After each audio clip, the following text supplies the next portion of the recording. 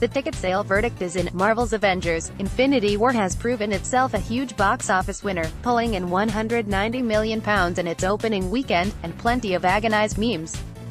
Even if the film's out-of-the-gate success was inevitable, few in the fandom could resist seeing their favorite heroes fight together against apocalyptic evil. The studio's task was no small feat, forming a coherent narrative that interweaves the storylines of nearly 24 characters who have starred in 19 films over the last decade is a Herculean task.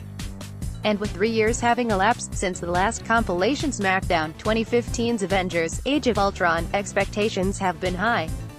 One way Marvel has tried to slake fan thirst in intervening years is expanding their offerings into another medium: live-action events. Marvel Universe Live: Age of Heroes is the latest release from Feld Entertainment and Marvel. In similar mashup style to Infinity War, Age of Heroes unites characters from the Avengers, Spider-Man, and Guardians of the Galaxy to stop Loki in his quest to rule the universe. 2 women who make the show worth its salt are Caitlin Hudson, 21, who plays super spy Black Widow, and Taylor Castriota, 28, who brings Guardians' verdant alien badass Gamora to life. It's not just about throwing yourself into danger, but we're also always challenging ourselves.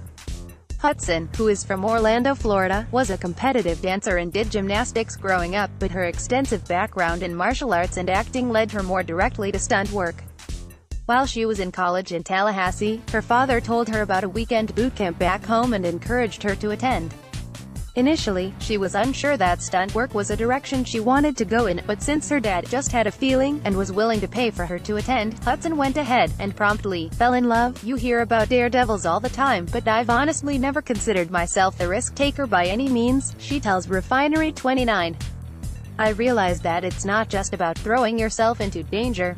It's very careful and it's very calculated, but we're also always challenging ourselves. Hudson landed a job at Busch Gardens in Virginia, where she learned about the auditions for Marvel Universe Live from her new colleagues and decided to drive to Orlando to try her hand at a bigger professional role. Feld Entertainment tells R29 that 24 auditions have been held across 7 U.S. cities since the show's inception, and that over 1,000 people have auditioned each year, meaning competition is fierce. It's no wonder they sound like military training, with acrobatics. Castriota, who worked in the stunt world for about 4 years before she landed the role of Gamora, reveals that tryouts almost always start with 10 pull-ups. Since upper body strength is a must in my training, I always make sure I can do at least 15, so I'm never sweating at number 10, she says. Even for the guys, 10 pull-ups is a lot. There can be a stunt audition with 100 people, and then after the first round, pull-ups, there are about 30 people left.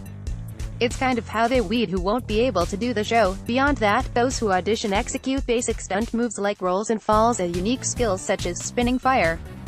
Acting might seem like a soft skill in this line of work, but making the characters believable is a big part of the job. That's one reason Hudson believes her experience in that area helped wow the judges. One thing a friend told me was to go in with a character in mind and do everything you can to portray that character during the audition, she says. I kind of embraced Black Widow as soon as I walked in because she's my favorite superhero. They asked us to do front rolls across the mat, high kicks, and punches, and I tried to do everything how Black Widow would do it. Hudson landed the role just 2 weeks after her audition. She was ecstatic, but soon learned that her next task as a stunt woman was definitely on a different level, playing with fire. When they offered me the job, they were like, "Hey Caitlin, you're going to do a fight with a weapon that's on fire. How do you feel about that?" she says. On the outside, I was like, oh sure, no problem. I love fire, it's my favorite element to play with, but in actuality, I wouldn't light a candle in my house. Luckily, Hudson says that when she showed up for practice and spilled the beans about her fear, the training team was happy to work with her one-on-one.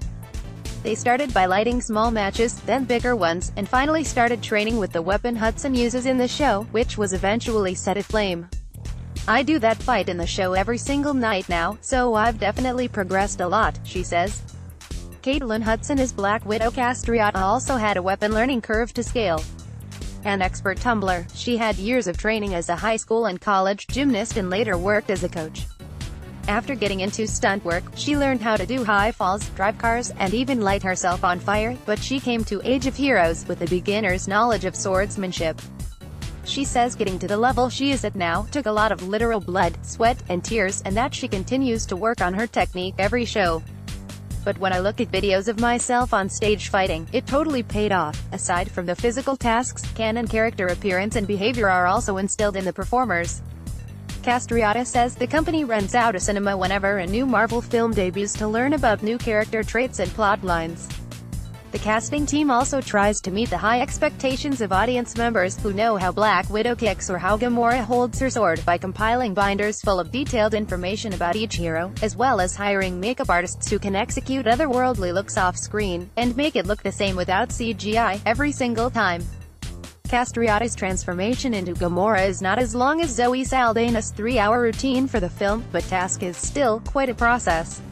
She mixes several shades of green paint and applies that to her face, neck, and ears, and wears a matching mesh bodysuit under her costume so her arms, hands, and chest are the same hue. The full job takes 45 minutes to put on, about 15 minutes to take off, and requires 6 different makeup removers. Unconventional tools and uniforms aside, Castriota says some aspects of her work are like any other person's. She has to show up on time every day, gets in trouble if she's late, can't leave early, and must commit to training, in her case, lengthy rehearsals. Still, neither she nor Hudson would trade the life of being an IRL superhero for a more traditional job. Only a handful of jobs are about your body, the way you move, how strong you are, or how long you can light yourself on fire.